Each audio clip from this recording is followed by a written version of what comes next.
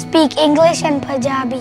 Habla inglés y español. Speak English and Arabic. Waxaan ku hadlaa Somali iyo English. Speak English and Chinese. Awari Inglesnya na Amaranya. Speak English and Vietnamese. Говорите по-английски и по-русски. Speak English and Khmer. It's pretty well known in our country that, when you speak another language at home, other than English, people often view that as a deficit. And it's unfortunate because the truth is we live in an increasingly global society, and speaking another language at home is going to be a huge asset, not just to the child, not just to the family, but to our country and to our culture.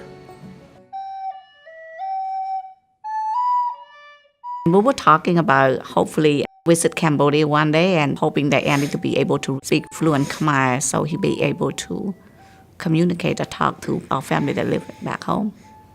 I could speak Khmer. That means I could understand Khmer too. They could tell me a joke. Before I couldn't understand, but now I actually laugh to it.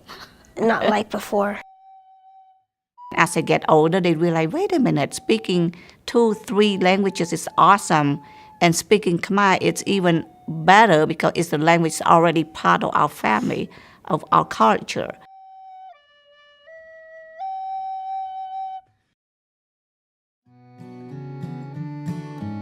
It's very natural for kids to learn language.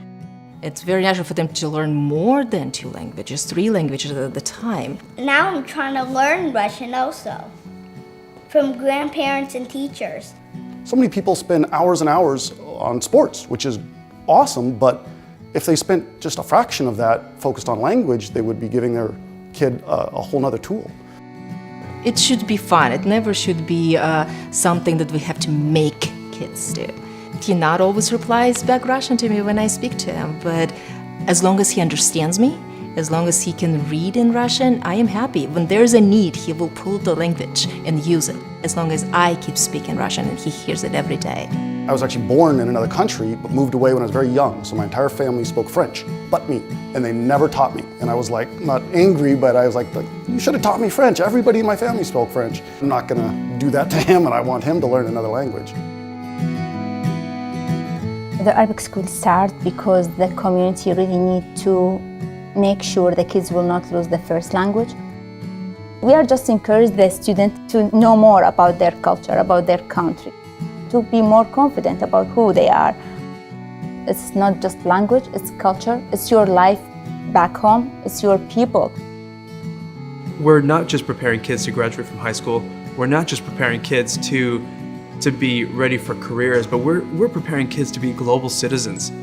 It's important that kids see that they have the capacity to actually make change. Speak English and Chinese. Speak English and Spanish. Speak English and Somali. Speak English and Arabic. It'll give them access to so many relationships with so many people, but more importantly, it'll show them how beautiful different cultures are, and it'll show them that our way is not the only way.